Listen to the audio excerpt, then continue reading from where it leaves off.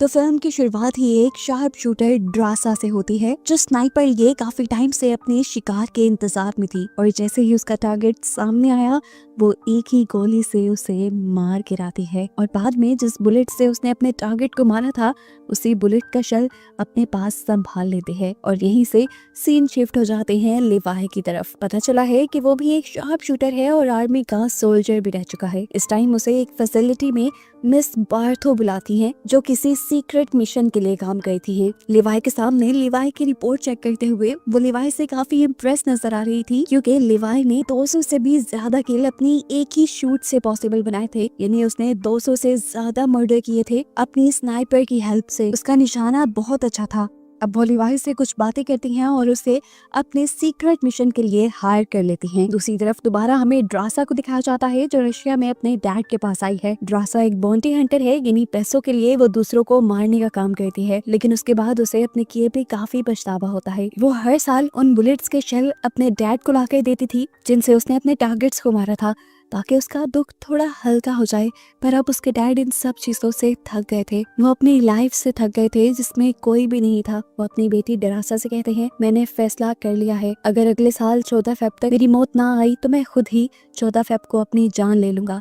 चाहे उस दिन तुम मेरे पास हो ना हो, तुम जहाँ पे भी हो, एक मर्तबा मुझे गुड बाय कह देना। ये सुनकर ड्रासा भी उदास हो जाती है और वापस चली जाती है। जबकि यहाँ दिखाया जाता है कि लिवाई को हेलीकॉप्टर के जरिए ले आया गया था रशिया और यूएस के बॉर्डर पे, जहाँ उसे 1 साल के लिए रहना था, बाहर की दुनिया से कांटेक्ट खत्म करके। हेलीकॉप्टर से नीचे उतर कर वो अपनी डेस्टिनेशन तक पहुँचने के लिए 3 दिन का सफर तय करता है और रास्ते में ही उसे अपना सीनियर भी मिल जाता है, जिसकी ड्यूटी अब खत्म हो चुकी थी और उसे साल के बाद वापस अपने घर जाने का मौका मिल रहा था। सीनियर लिवाई से मिलकर बहुत ज्यादा खुश था। वो बताता है कि तुम 1 साल में मिलने वाले पहले इंसान हो जिससे मैं बात कर पा रहा हूँ। खैर, अब वो लिवाई को यहाँ के रूल्स बताने लगता है। वो बताता है, तुम्हें इस टॉवर के ऊपर ड्यूटी देनी है। ये ईस्ट टॉवर हमारा है जो यूएस को रिप्रेजेंट करता है, और इस नदी के पार वो सामने वेस्ट टॉवर वो रशिया का है। ये समझ लो कि ये यूएस और रशिया के बॉर्डर्स हैं। तुम्हें यहाँ रहकर 1 साल तक ड्यूटी देनी है बिना किसी से बातचीत किए। तुम्हारी मेन ड्यूटी यहाँ रहेगी, हर थोड़े टाइम के बाद मशीन गन्स में तुमने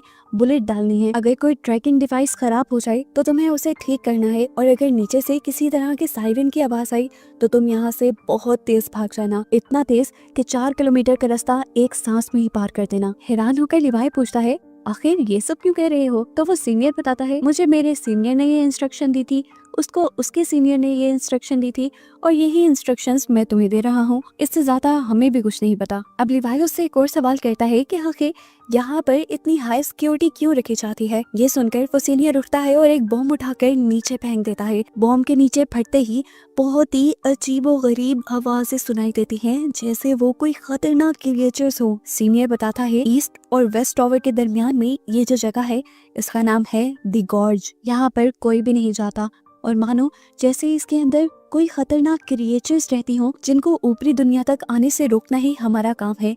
अगर ये क्रिएचर्स ऊपर आए तो तुम्हें इन्हें मशीन गन से मार देना है। ईस्ट और वेस्ट टॉवर का बस यही काम है। सारी बातें बताने के बाद ये सीनियर यहाँ से चला जाता है। दिखाया गया कि उसे लेने के लिए एक हेलीकॉप्टर आया था, जिसने सीनियर से उसकी कुछ इंफॉर्मेशन ली, यहाँ पर काम करने के बारे में पूछा और फिर उसे लेकर यहाँ से चला गया। लेकिन ज्यादा दूर नहीं, थोड़ी ही आगे लिवाई की नजरों से दूर जाने पर उन्होंने इस सीनियर की रस्सी काट दी और वो दी गॉर्ज में जाकर गिर गया, जिसका साफ मतलब था कि यहाँ पर जो भी कोई ड्यूटी करता था वो वापस अपने घर नहीं जाता था, और इस चीज के बारे में लोगों को बताया भी नहीं जाता था। यानी अब लिवाई भी यहाँ से बचकर नहीं जा पाएगा और उस मासूम को इस बारे में कुछ पता भी नहीं है। खैर, सीन कट होता है और हमें लिवाई की नेक्स्ट डे लाइफ को दिखाया जाता है। उसने अपना काम शुरू कर दिया था। मशीन गन में खत्म हुई हुई बुलेट्स रीलोड की, यहाँ आगे कुछ सिस्टम चेक किए और उसके बाद ट्रैकिंग डिवाइस को ठीक किया। इसके बाद वो अपने हेडक्वार्टर को सारी डिटेल्स देता है और यहाँ की बाकी चीजें सर्च करने लग जाता है। दिन यूं ही गुजरते रहे। एक दिन उसे वेस्ट ओवर से मशीन्स चलने की आवाजें आई। उसने सोचा चलो चेक तो करूं। दूरबीन से जब उसने आगे को देखा तो वहाँ एक लड़की थी जिसके बारे में हम जानते हैं कि वो ड्रासा है। उसे भी लिवाई की तरह वेस्ट ओवर पर जॉब दे दी गई है कि उसने सरहद की रखवाली करनी है और नीचे गॉड्स से आने वाले मॉन्स्टर्स को मारना है। ये दोनों चाहे एक दूसरे से काफी दूर थे लेकिन फिर भी एक दूसरे से कांटेक्ट कर सकते थे। लेकिन महीनों इन्होंने यही सोचते हुए गुजार दिए कि क्या इन दोनों को एक दूसरे से कांटेक्ट करना भी चाहिए या नहीं। एक दिन दिखाया जाता है कि ड्रासा अपनी बर्थडे सेलिब्रेट करने के लिए बैठी हुई थी। ड्रासा को कुछ एक्साइटिंग मिल नहीं रहा था तो उसने गोली चलाकर लिवाई को ही अपनी तरफ अट्रैक्ट किया। एक बोर्ड पे लिखकर उसका नाम पूछा तो लिवाई ने उसे बताया कि नाम बताना यहाँ अलाउ नहीं। ड्रासा को थोड़ा अजीब लगता है और वो बोर्ड पर लिखकर लिवाई से कहती है आज मेरा बर्थडे है और मैं जो चाहूँ वो करूंगी। मैं अभी डांस करने लगी हूँ, तुम बस मुझे देखो और बताओ तुम्हारा फेवरेट मूव क्या है। लिवाई बेचारे को तो डांस नहीं आता था, उसने ये बात बता दी। तो ड्रासा ने पूछा फिर आता क्या है। लिवाई ने बताया मुझे बस शूटिंग आती है। ड्रासा ने वही टेस्ट करने का डिसाइड किया और अपने रूम में जाकर एक बोतल रख दी जिसे लिवाई ने भी एक ही शूट में फोड़ दिया और बताया कि वो सच में एक बहुत अच्छा स्नाइपर था। ड्रासा को भी शौक चढ़ता है अपनी स्किल्स दिखाने का। वो भी लिवाई के रूम में रखी हुई एक बोतल तोड़ देती है और फिर लिवाई का रिएक्शन देखने के लिए जैसे ही वो लिवाई के टॉवर पे देखती है तो एकदम से उसके होश उड़ जाते हैं क्योंकि वहाँ पर अजीब सी क्रिएचर्स ऊपर चढ़ रही थी लिवाई के टॉवर पर। उसने एक सेकंड नहीं लगाया और धड़ाधड़ शूट करते हुए उन क्रिएचर्स को मारना शुरू कर दिया। लिवाई को भी समझ नहीं आई कि ड्रासा क्या कर रही है। उसने जब नीचे से क्रिएचर्स को ऊपर आते देखा तो फौरन उसने भी अपनी पोजीशन ले ली और धड़ाधड़ गोलियां चलाते हुए ऊपर आने वाली सभी क्रिएचर्स को मार डाला, जिसमें उसका ड्रासा ने भी काफी साथ दिया था। ड्रासा जो लिवाई के टॉवर पे ध्यान दिए हुए थी, उसने अपने टॉवर पर तो देखा नहीं, उसके भी टॉवर पे बिल्कुल उसके करीब एक मॉन्स्टर आ गया। इससे पहले कि वो ड्रासा के ऊपर हमला कर देता, पीछे से ठीक वक्त पर लिवाई उसे शूट करके मार डालता है। मिशन खत्म करते करते सुबह हो जाती है और ड्रासा लिवाई को बताती है कि ये मेरा जिंदगी का बेस्ट बर्थडे था। लिवाई हंसता है और ये दोनों अपने काम पे लग जाते हैं। अब जितनी मशीन गन्स की गोलियां इन्होंने इस्तेमाल कर ली थी, ये लोग उसे दोबारा फिल करने लग जाते हैं। दिन गुजरते रहते हैं और दिखाया जाता है काफी वक्त गुजर गया है। इस दौरान ड्रासा और लिवाई के दरमियान की दोस्ती काफी बढ़ चुकी थी। ये लोग दूर तो थे लेकिन काफी टाइम एक दूसरे के साथ गुजारते थे। दूरबीन के जरिए एक दूसरे के साथ चेस खेलते थे, ड्रम्स बजाकर एक दूसरे को एंटरटेन करते थे और एक दूसरे से बातें भी करते थे। देखते ही देखते 14 फरवरी का दिन भी आ जाता है जब ड्रासा के डैड ने खुदकुशी करने का डिसाइड किया था। ये दिन ड्रासा के लिए बहुत मुश्किल था और उसने मैसेज लिखकर लिवाई को बताया भी कि ये दिन मेरे लिए बहुत मुश्किल है, आई विश कोई इस दिन मेरे पास होता। फिर क्या था, लिवाई अपनी तैयारी शुरू कर देता है। अपने पास मौजूद चीजों से एक गैजेट बनाता है और तार के जरिए वेस्ट टॉवर पे जाने का डिसाइड करता है। एक छोटे से रॉकेट के जरिए अपनी रस्सी वो वेस्ट टॉवर तक फेंक देता है, जिसे पकड़कर ड्रासा अच्छी तरह बांध देती है और आने से पहले लिवाई उसे लिख के बताता है कैसा हो अगर आज हम दोनों डिनर साथ करें। जो सुनकर ड्रासा काफी खुश हो गई और अब लिवाई ने तार के जरिए अपना सफर शुरू कर दिया। आधे रास्ते तक तो वो ग्रेविटी की वजह से चला गया, लेकिन आगे का सफर उसे लटक लटक कर मुश्किल से तय करना पड़ा। लेकिन फाइनली वो अब ड्रासा के पास था। दूसरी तरफ ड्रासा उसको वेलकम करने के लिए फ्लोर्स लिए खड़ी थी, लेकिन इस टाइम लिवाई की हालत काफी खराब थी। 2 घंटे की वो मेहनत करके आया था, उसे फ्रेश होने की जरूरत थी। फ्रेश होने के बाद दिखाया जाता है कि ये दोनों डिनर के लिए बैठ जाते हैं। डिनर करते हुए ड्रासा आखिर बता ही देती है कि आज का दिन उसके लिए क्यों इतना मुश्किल था। वो बताती है कि उसके डैड आज के दिन सुसाइड कर चुके होंगे, इसीलिए वो बहुत दुखी थी। ड्रासा का ध्यान भटकाने के लिए लिवाई उसे अपनी बैकग्राउंड स्टोरी बताने लगता है कि उसके डैड, ग्रैंडपा सारे ही सोल्जर्स थे। बातें करते हुए ये लोग डांस करना शुरू कर देते हैं और काफी टाइम एक साथ गुजारते हैं। लिवाई ने रात यहीं गुजारी और सुबह होने पर वापस जाने के लिए अपनी तार से लटक गया, लेकिन गलती से ये तार उसके टॉवर वाले माइन से टकरा गई और बम ब्लास्ट होने की वजह से वो तार टूट गई और लिवाई जाकर सीधा दी गॉर्ज में गिर गया। लिवाई की जान बचाने के लिए ड्रासा भी कुछ पैराशूट्स और गन लेकर दी गॉर्ज के अंदर जंप कर देते हैं, जो पानी से भरा था। इस पानी के अंदर अजीब येलो लाइट थी और हर जगह अजीबो गरीब चीजें थी। इस टाइम लिवाई एक दरख्त से उल्टा लटका हुआ था और उसके ऊपर काफी सारे पाँव वाला एक बड़ा सा क्रिएचर हमला करने के लिए आ जाता है, जिसे लिवाई अपनी गन से शूट करके मार तो देता है, लेकिन इस सब में दरख्त की वो शाख भी टूट जाती है जिसके साथ वो लटका हुआ था। वो नीचे आकर किसी और क्रिएचर पर गिर जाता है, जो क्रिएचर उसके ऊपर गिरते ही अपना मुंह खोल लेती है और दांतों को उसके जिस्म के ऊपर स्टैब करने वाले अंदाज में लगा देती है। इससे पहले कि ये क्रिएचर लिवाई को पूरी तरह अपने अंदर अब्सॉर्ब कर लेती, ड्रासा ठीक वक्त पे यहाँ पहुंच गए इस क्रिएचर के टेंटिकल्स पे शूट करके लिवाई की जान बचा लेती है। इससे पहले कि यहाँ पे लोग रिलैक्स हो पाते, कुछ अजीब से घोड़ों की तरह के क्रिएचर्स के ऊपर अजीब क्रिएचर्स सवार होकर इनके ऊपर हमला करने के लिए आ जाते हैं। यहाँ पर जो भी क्रिएचर थी वो अपनी असली हालत में नहीं थी। ऐसा लग रहा था कि मानो ये सारी क्रिएचर्स दो या तीन तीन चीजों का हाइब्रिड हो। जिस तरह ये घोड़े, इनके अंदर से अजीब टेंटिकल्स निकल रहे थे और उनके ऊपर जो इंसान थे वो किसी दरख्त और इंसान की शक्ल के थे। ये दोनों अपनी जान बचाने के लिए अपनी गन्स तान लेते हैं और अपने सामने आने वाले सभी दुश्मनों को मारते हुए आगे बढ़ने की कोशिश करते हैं। बेसिकली तो इनको यहाँ से वापस अपने टॉवर्स पर जाना था, लेकिन ड्रासा नीचे आते हुए अपनी वो डिवाइस खो चुकी थी जो रस्सी के जरिए इनको ऊपर की तरफ खींचती थी। ना चाहते हुए भी इन्हें इस गॉर्ज के अंदर ही आगे बढ़ना पड़ता है, जहां हम देखते हैं कि पहले जो धुंध इनके इर्द गिर्द येलो कलर की थी वो अजीब तरीके से ब्लू कलर में बदल जाती है और इन्हें यहाँ पर एक फैसिलिटी दिखाई जाती है जो एक साइंटिस्ट की थी जिन्होंने पहली मर्तबा बॉम्ब बनाया था। इस फैसिलिटी के इर्द गिर्द पूरी एक कम्युनिटी भी थी। ड्रासा और लिवाई ये देखकर हैरान थे कि ऐसे कैसे एक पूरी कम्युनिटी तबाह हो सकती है। चारों तरफ इन्हें खतरा ही महसूस हो रहा था, जिससे बचने के लिए ये लोग एक चर्च के अंदर चले गए, लेकिन इस चर्च के अंदर भी खतरा कम नहीं था। यहाँ पर बड़े बड़े स्पाइडर्स थे जिनकी मुंह की जगह इंसानी चेहरे थे और दांत बहुत ही ज्यादा खतरनाक, और वो एकदम से जंप करके लिवाई और ड्रासा दोनों के ऊपर ही हमला कर देते हैं। ये दोनों इन स्पाइडर्स को अपने ऊपर से उतारते हुए शूट करके यहाँ से बाहर निकलते हैं और एक दूसरी फैसिलिटी के अंदर जा घुसते हैं। ये जगह उन्हें किसी लैब की तरह लग रही थी। इसी लैब के अंदर इन्हें एक डीवीडी मिलती है जिसे प्ले करने पे ये एक डॉक्टर की वीडियो थी जो यहाँ पर होने वाले एक्सपेरिमेंट की डिटेल बता रही थी। असल में वो लोग एक्सपेरिमेंट कर रहे थे इंसानों के डीएनए पे। वो आम इंसानों को सुपर ह्यूमन बनाना चाहते थे और इन सुपर ह्यूमंस को अपने डिफेंस सिस्टम में यूज करना चाहते थे, यानी वो इन सुपर ह्यूमंस को सोल्जर्स बनाना चाहते थे। लेकिन इन लोगों का एक्सपेरिमेंट खराब हो गया, जिसकी वजह से इंसानों के डीएनए के अंदर हर चीज का डीएनए मिलने लगा। इसलिए यहाँ पर कई किस्म के हाइब्रिड्स बन गए। दरख्तों के अंदर इंसानों वाला डीएनए चला गया, जबकि इंसानों के अंदर दरख्तों वाला। ऐसे यहाँ पे कोई भी दरख्त मिल सकता था जो इंसानों की तरह बात कर सकता है, चल सकता है, और कोई भी इंसान ऐसा भी दिख सकता है जिसके अंदर से शाखें निकल रही हो। एक अजीब बात वो ये भी बताती है कि इनका एक्सपेरिमेंट इतना खतरनाक हो गया था कि दरख्तों के अंदर ऑर्गन्स भी पैदा होने लगे थे। हत्ता कि यहाँ पे जो छोटे छोटे इंसेक्ट्स भी थे, कीड़े भी थे, उनमें भी इंसानों और दरख्तों का डीएनए मिक्स हो चुका था।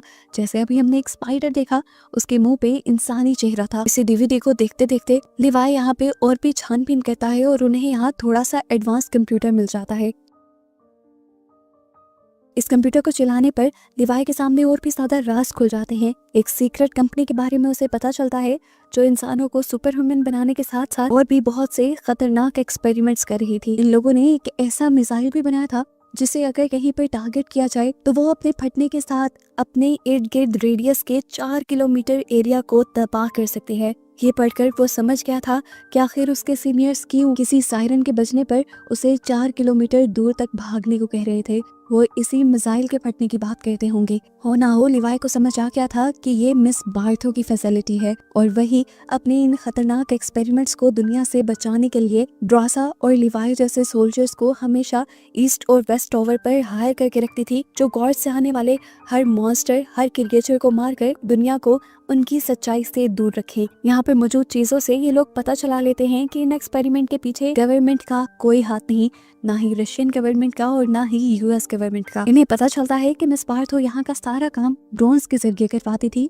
लेकिन फिर भी सारे काम ड्रोन्स और रोबोट नहीं कर सकते थे। जिस तरह ट्रैकिंग डिवाइस चेंज करना, मशीन गन में गोलियां भरना, इस तरह के कामों के लिए उन्हें इंसानों की जरूरत होती थी। इसीलिए ड्रासा और लिवाई यहाँ थे आज। सारी सच्चाई रियलाइज होने के बाद ये लोग फौरन यहाँ से भागने की कोशिश करते हैं, लेकिन उसी दौरान इनके इर्द गिर्द कुछ क्रिएचर्स घेरा बना लेती हैं और इन्हीं का गुमा हुआ वेपन्स का बैग इनके सामने ला कर रख देती हैं। ये इन मॉन्स्टर्स की चाल भी हो सकती थी, लेकिन ड्रासा और लिवाई ने अपना बैग लेने का फैसला किया, क्योंकि अगर इनके पास गन ही ना होती तो ये लोग आगे लड़ते क्या। अब ड्रासा जैसे ही उस बैग को पकड़ने के लिए आगे बढ़ती है तो कोई आदमी उसके पाँव को अपने ट्रैप में बंद करते हुए उसे खींचते हुए एक और जगह पे ले जाता है जो रेड जोन थी। यहाँ पर हर जगह रेड कलर की धुंध फैली हुई थी और इससे अंदाजा लगा सकते हैं कि ये जगह पहले से ज्यादा खतरनाक है। लिवाई भी ड्रासा की मदद करने के लिए बढ़ा तो था, लेकिन उसे समझ नहीं आ रही थी कि ड्रासा मिलेगी कहाँ पर। यहाँ हम देखते हैं कि ड्रासा को इस दरख्त जैसी दिखने वाली क्रिएचर ने उल्टा लटका दिया था। ये एक साइंटिस्ट था जो पहले यही इसी फैसिलिटी में काम करता था और इसका नाम था बी शॉ ड्रासा को जख्मी करके उसका डीएनए चेक करता है और उसे पता चलता है कि ये लोग अभी नए नए ही इधर गिरे हैं, क्योंकि 5 दिन तक यहाँ रहने वाला इंसान ऐसे ही अजीबोगरीब हाइब्रिड क्रिएचर में बदल जाया करता था। अब ड्रासा तो इस क्रिएचर को अपने लिए खतरा समझ रही थी, इसलिए उसने अपने आप को छुड़वा कर यहाँ इस क्रिएचर के साथ लड़ाई शुरू कर दी। लड़ते हुए ड्रासा के हाथ यहाँ एक नुकीली चीज पे लग जाती है, जिससे बार बार वो इस इंसान नुमा दरख्त के ऊपर हमला तो करती है, लेकिन इन्हें मारना तो जैसे इम्पॉसिबल था। वो बताता है कि मैं इंसानों की तरह ऑक्सीजन से भी सांस ले सकता हूँ और एक दरख्त की तरह कार्बन डाइऑक्साइड भी ले सकता हूँ। इससे पहले कि अब वो ड्रासा के ऊपर हमला करके उसे खत्म कर देता, पीछे से लिवाई एंट्री करता है, दूर से ही उसके ऊपर शूट करता है और उसके बाद आग लाकर उसकी सारी जड़ों को आग लगा देता है। अब ये लोग वापस जाने का फैसला करते हैं, लेकिन यहाँ से दूसरी तरफ जाना तकरीबन नामुमकिन के बराबर था। इस जगह पे एक अजीब सा जाल फैला हुआ था जो ह्यूमन और प्लांट के डीएनए से बना था। इस जाल के अंदर बहुत सारे ह्यूमन ऑर्गन्स भी थे और साथ ही साथ दरख्तों की जड़ों की तरह ये एक नेटवर्क की तरह फैला हुआ था। सिंपल लैंग्वेज में कि इंसान और दरख्त यहाँ पे आपस में कनेक्टेड हुए थे। अब खतरा तो इन्हें मोल लेना ही था। ये लोग एंटर कर लेते हैं उस जाल के अंदर और आहिस्ता आहिस्ता कदम आगे बढ़ाते हुए ये लोग किसी तरह इस जाल को पार कर ही रहे थे, लेकिन एकदम से ड्रासा का पाँव एक गलत जगह पर रखा गया। ऐसे ही जड़ों वाला इंसानी प्लांट एक्टिवेट हो जाता है और फौरन ड्रासा के ऊपर हमला कर देता है। इससे पहले कि प्लांट उस पर कुछ करते, लिवाई ड्रासा को खींच के निकाल के बाहर ले जाता है और इस प्लांट को अपनी फायर गन से जला देता है। यही रेड जोन में इन्हें फाइनली एक गाड़ी भी मिल जाती है जो इनके लिए तो एक तोहफा ही थी। ये लोग उसमें बैठकर गाड़ी चलाते हुए ब्लू जोन में आ जाते हैं। इसी कार के जरिए इन्होंने बहुत ही जल्दी ब्लू जोन को भी पार करके ये लोग येलो जोन में आ गए थे, जहां वो दरख्त की तरह दिखने वाले इंसान दोबारा इनके ऊपर हमला कर देते हैं। इससे लिवाई निपटता है, जबकि ड्रासा को वो रस्सी मिल जाती है जिसकी मदद से ये लोग ऊपर जा सकते थे, लेकिन इसके नीचे वाला गैजेट, इसीलिए ड्रासा इस रस्सी के साथ जीप को बांध देती है ताकि जीप की मदद से ये लोग ऊपर जा पाए। अब जैसे जैसे ये लोग ऊपर चढ़ रहे थे, गॉर्ज की क्रिएचर लगातार इनके पीछे पड़े हुए थे। वो इनको मारने की कोशिश कर रहे थे। ड्रासा और लिवाई दोनों इनसे लड़ते हैं, हारते नहीं। ऊपर चढ़ते चढ़ते भी कार में बैठे हुए ये लोग लगातार उनके ऊपर शूटिंग करते रहे। मारते मारते जब ये लोग थक जाते हैं और अपनी मंजिल के बहुत करीब होते हैं तो लिवाई यहाँ पे एक बहुत ही शातिर मूव चलता है। वो अपनी जीप के पेट्रोल टैंक को खोल देता है, जिससे पेट्रोल नीचे गिरकर सारी क्रिएचर्स को भिगो देता है और ऊपर आते ही लिवाई अपनी फायर गन से इन सब को जला देता है और ये क्रिएचर्स यहाँ पर खत्म हो जाती हैं और फाइनली ये लोग ऊपर भी आ जाते हैं। इतनी बड़ी हकीकतें इन्हें गॉर्ज के बारे में पता चल चुकी थी अब, और ये लोग इस घिनौने मिशन का हिस्सा बनने वाले नहीं थे। ये दोनों फैसला करते हैं कि जल्द ही ये दोनों ये जगह छोड़कर चले जाएंगे और कहीं दूर जाकर अपनी नई जिंदगी बसर करेंगे। ड्रासा लिवाई से शेयर करती है कि फ्रांस में उसके पास एक ऐसी जगह है जिसके बारे में कोई नहीं जानता और कोई उसे ढूंढ भी नहीं पाएगा वहाँ। इस टाइम ये दोनों ड्रासा के यानी वेस्ट टॉवर पे थे। लिवाई ड्रासा से कहता है, मैं इस टाइम अपने टॉवर पे जाता हूँ और वहाँ पर एक टाइम बॉम्ब सेट कर देता हूँ ताकि वहाँ की सारी चीजें तबाह हो जाएं और हमारे बारे में किसी को कोई खबर ना हो। इस टाइम बॉम्ब को एक्टिवेट करने के बाद मैं उस मिसाइल को पियोन कर दूंगा जो नीचे गॉर्ज को खत्म कर देगा और मिस बार्थो के ये सारे घिनौने एक्सपेरिमेंट भी खत्म हो जाएंगे। दुनिया को इनसे कोई खतरा नहीं रहेगा। अपना प्लान बनाने के बाद वो तो ईस्ट टॉवर पे आ गया था, जहाँ आते ही उससे मिस बार्थो कॉन्टेक्ट करते हैं। असल में उसे पता चल गया था कि नीचे गॉर्ज में उनके कंप्यूटर एक्टिवेट हुए थे। वो लिवाई से पूछती है, क्या ये कंप्यूटर्स तुमने एक्टिवेट किए? लिवाई साफ झूठ बोल देता है कि नहीं, मैं तो नीचे गया ही नहीं। वो समझ गई थी कि अगर लिवाई नीचे नहीं गया तो दूसरी तरफ से ड्रासा नीचे गई होगी और इन्हें कहीं ना कहीं अब गॉर्ज की हकीकत पता चल चुकी है। इसीलिए फैसला करती हैं कि अगले ही दिन ये ड्रासा और लिवाई दोनों को ही मरवा देंगी, क्योंकि अगर ये दुनिया में आ गए तो ये मिस बार्थो की सच्चाई भी दुनिया के सामने ले आएंगे। अगले दिन दिखाया जाता है कि ड्रासा और लिवाई दोनों ही यहाँ से जाने की तैयारी कर रहे थे और तार बांध रहे थे। लिवाई बॉम्ब एक्टिवेट करने की कोशिश में था और उसी टाइम मिस बार्थो पहुंच जाती हैं अपने हेलीकॉप्टर को लिए। मिस बार्थो को देखते ही लिवाई समझ गया कि वो जरूर उसे मारने के लिए आई हैं, इसीलिए वो फौरन यहाँ से भाग जाता है और मिस बार्थो के लोग उसके पीछे पड़ जाते हैं। लोग क्या, उसके ड्रोन्स, हेलीकॉप्टर्स, सब के सब अब लिवाई के पीछे थे। लिवाई जानता था कि उसे ये सब तबाह करके ही आगे जाना है, इसीलिए वो अपनी स्पीड कम करता है और अपनी लाइफ का एक बहुत बड़ा शॉट मारता है, कई किलोमीटर दूर का। उसने अपनी उस डिवाइस को शूट कर दिया था जो नीचे मिसाइल के साथ कनेक्टेड थी। इस मशीन को शूट करते ही नीचे कुछ ही सेकंड में वो मिसाइल फट जाता।